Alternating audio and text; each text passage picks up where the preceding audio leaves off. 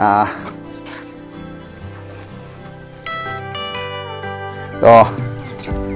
আর সঙ্গে আছে সূর্য এবং শুভ আর মেয়ে পাপিয়া। তো এই হচ্ছে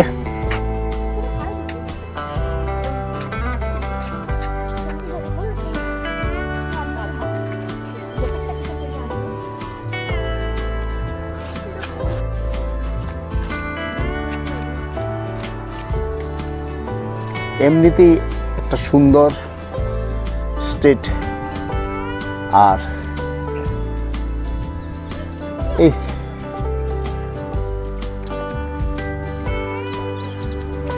যেদিকে তাকাই সেদিকেই যেন চোখটাকে জুড়িয়ে যায়।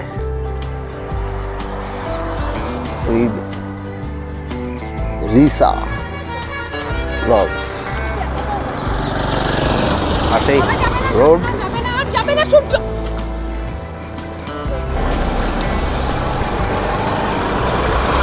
এখানে এসে চা খাওয়ার জন্য যে দোকান থেকে কেনাকাটা করেছি ওই যে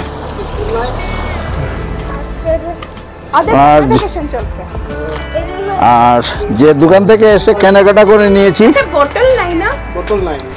এই স্টোর কিপার ওনার দোকান থেকে সকালবেলা কেনাকাটা করে নিয়েছি চা নাস্তা করার জন্য। What is the name? আমার রিকি সেলাপ। পাপিয়া আরো টুকটাক কিছু নিচ্ছে, কেনাকাটা করছে। আর আমি ওই সামনের দিকে একটু ঘুরে দেখে আসি।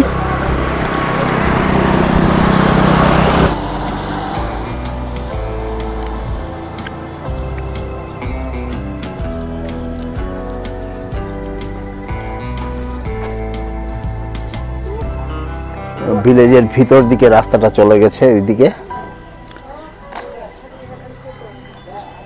এখানে দোকানগুলা প্যাকেট নিয়ে নিতে হবে, পাউচে নিয়ে চলো।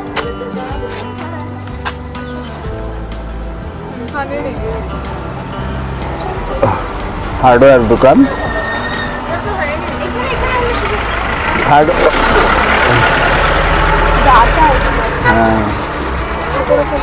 চলো চলো, ফুটবল টল সব আছে, বাচ্চাদেরও আছে। নমস্কার, আমি বরুণ। আজ একটা নতুন ভিডিও নিয়ে এলাম। তো কিছুদিন ধরে সাউথ এশিয়া তথা ভারত, বাংলাদেশ এবং আরও বেশ কিছু কান্ট্রি নিয়ে প্রচণ্ড গরম হয়ে চলছে। আর একটা সায়েন্টিফিক রিজনও আছে। আর হঠাৎ মেয়ে বলল যে চলো এই গরমে কয়েকটা দিন কাটিয়ে আসি মেঘালয় থেকে। মেঘালয় মানে শিলং। তাই হুট করে চলে এলাম মেঘালয়, শিলং। তো আমি উঠেছি, আমি জেনারেলি মেঘালয় আসলে, শিলং আসলে শিলং শহর থেকে একটু দূরেই থাকি। মাও ডিয়াং একটা ভিলেজ আমার খুব ফেভারিট ভিলেজ। পুলিশ বাজার বা শিলং শহর থেকে প্রায় কত কিলোমিটার? 15-16 কিলোমিটার দূরে। প্রকৃতি এত সুন্দর, এত তার ন্যাচারাল বিউটি। ওখানে উঠি, লঞ্চ টাইম পরে দেখাবো আংশিক। আমি ব্যালকনিতে এখন মাটিতে বসে আছি, বসে আপনাদের সঙ্গে, বন্ধুদের সঙ্গে কথা বলার চেষ্টা করছি। তো আমি যেখানে বসে আছি ব্যালকনিতে, রুমের বাইরে, সেখান থেকেও প্রকৃতিটা দেখতে মনটা হারিয়ে যায় সত্যি। তো আমি চেষ্টা করব একটু, পাশেই একটা স্কুল, ছোটো ছোটো ছেলেরা খেলাধুলা করছে, ওই দিকটাতে স্কুলটা, ওই দিকে আওয়াজ, খেলাধুলার ছেলেদের চেঁচামেচি, কথাবার্তা নিশ্চয়ই আসছে। আমি ওই দিকটাতে যাবো একটু হাঁটতে হাঁটতে। আর ওই পাশে পাইন বনে গিয়ে বসেছে, বসবো, দেখবো ওপর থেকে যেটা দেখা যাচ্ছে।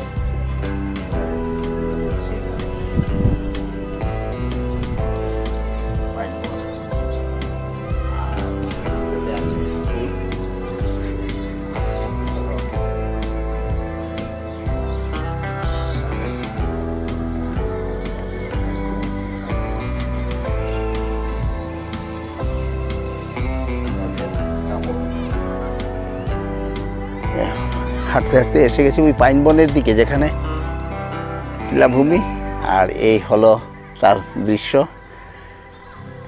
কোথাও বসবো আর বসে একটু গল্প করি। আর ওই দূরে ছেলেরা খেলাধুলা করছে, ওই যে স্কুলের ফিল্ড, একটু জুম করছি।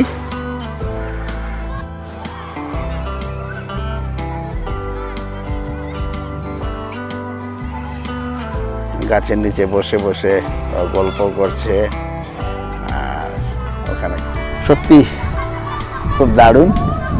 আগে যে দেখিয়েছিলাম ব্যালকনি থেকে যে এই জায়গাতে আসবো, এখানে এসে বসে আপনাদের সঙ্গে গল্প করব, তো চলে এলাম এখানে। এই দেখুন, তখন রোদ ছিল, এই মুহূর্তে আসতে আসতে যেমন মেঘলা হয়ে গেল। এই মেঘালয়ের যে প্রকৃতি ক্ষণে ক্ষণে পাল্টে যায়, আর সত্যি একটা অদ্ভুত আর দারুণ। চারিদিকে বাঁশবন, শালবন, পাইন যেটাকে বলে পাইন বন। আর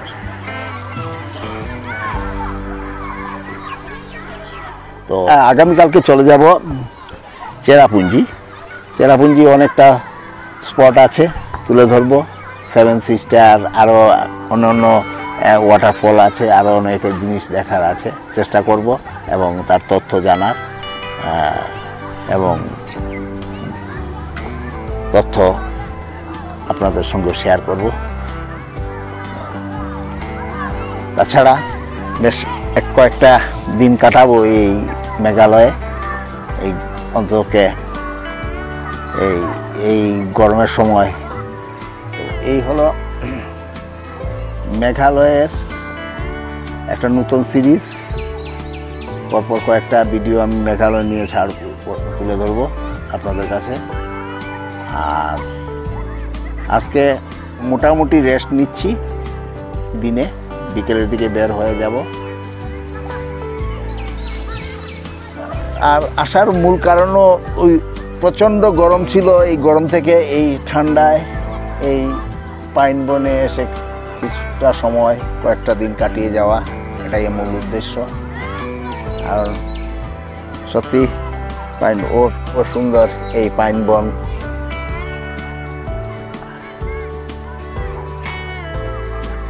পাইন গাছের নিচেই বসে আছি, আর ওই জায়গায় খেলার মাঠের দিকে একটু এগিয়ে যাই।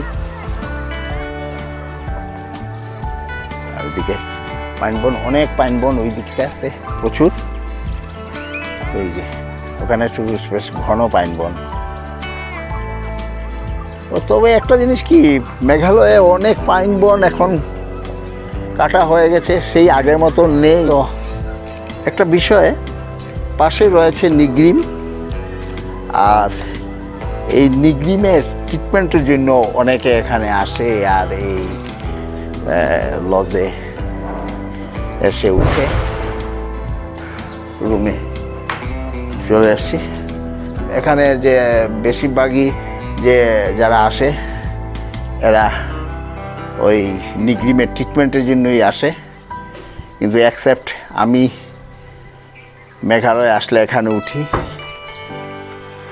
কারণ তার প্রকৃতির পরিবেশটাই আমার কাছে খুব ভালো লাগে। শহরের এই কোলাহল আমার কাছে মোটেই ভালো লাগে না। কোলাহল থেকে আমি দূরে সরে থাকতে চাই, যার ফলে তো সবাই ওই ট্রিটমেন্ট করার জন্য অনেকেই আসেন এখানে নিগরিমের। নিগরিম মিন্স লাইক এইমসের মতোই খুব একটা ভালো চিকিৎসা এই অঞ্চলে, বিশেষ করে খুব কম খরচে এখানে এরকম ট্রিটমেন্টটা হয়। আর এই একদম 1 মিনিটের মধ্যে মেঘলা, ওই রোদ ছিল মেঘলা। মানে উনি শুভ স্বরূপ সত্যম দাস। কিসে পড়ো তুমি? কিসে পড়ো, কোন ক্লাসে? আমি কেন্দ্রীয় বিদ্যালয়ে পড়ি, ক্লাস 7। ক্লাস 7-এ। আচ্ছা আচ্ছা। তো পরীক্ষা শেষ এখন? হ্যাঁ, ওটা তো এমনি পরীক্ষা চলছিল। পরীক্ষা চলছে এখন, কি school? Summer vacation. Summer vacation চলছে। আচ্ছা, ওই বাড়ির থেকে এখানের যে ওয়েদারটা কীরকম ফিল করছে এই কয়েক ঘন্টার মধ্যে? অনেক ভালো। অনেক ভালো না? এখান থেকে যেতে ইচ্ছে হয় না?